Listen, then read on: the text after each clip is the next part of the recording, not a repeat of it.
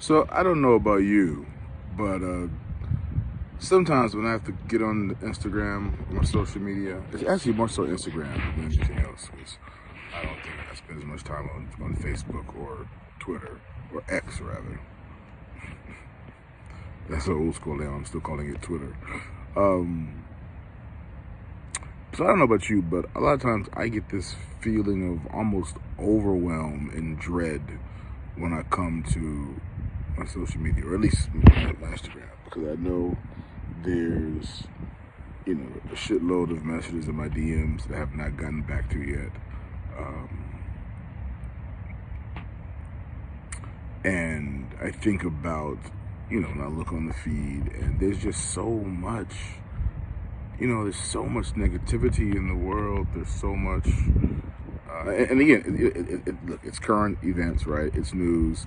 A lot of us keep up with the news through our social media, seeing other people post important, monumental happenings. But I just find that with social media, I kind of get this feeling a lot, because there's so much of it is just drenched in negativity. And I saw Leslie Odom Jr. speak a couple weeks ago, and he said something really interesting, that the social media algorithms are not yet designed to make us feel good. I love that he said yet. But the algorithms are designed for us to see something and get all up in our feelings and want to text back or want to post and respond. And social media is a huge time suck. And mind you, as they're sucking your time and taking up your energy and attention, notice they're also selling you shit too. Whether you're browsing the internet, on your computer, or scrolling through your timeline, there's always an ad somewhere. And the algorithms are such that a lot of the times those ads are interesting to you. Well, of course they are, because they're designed to come your way.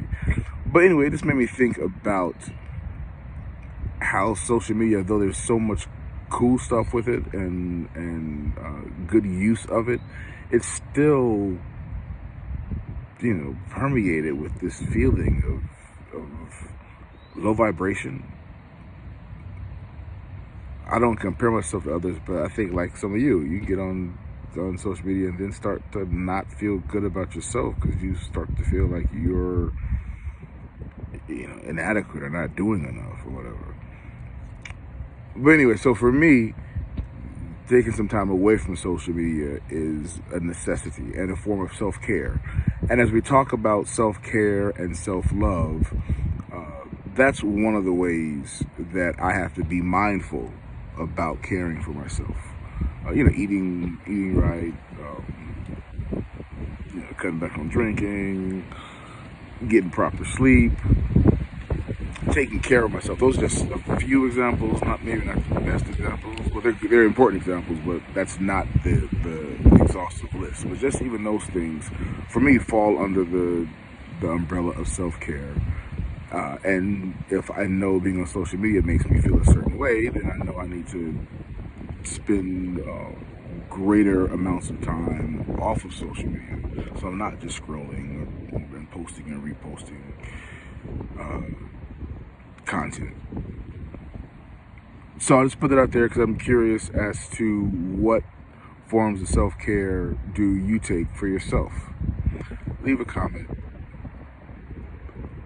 I'll get back on the check. But I'm just curious. I'm curious how people view self-care. And I think outside of the obvious, like all the obvious ones I came up with, eating right, working out, meditation, prayer, those are all important things. Just wondering what other things some of you might choose as a path of self-care.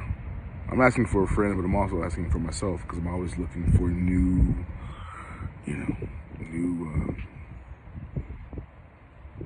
things to try out, I guess. Especially when it comes to self-love. All right. I love you. I'm out. Deuces. Leave me a comment.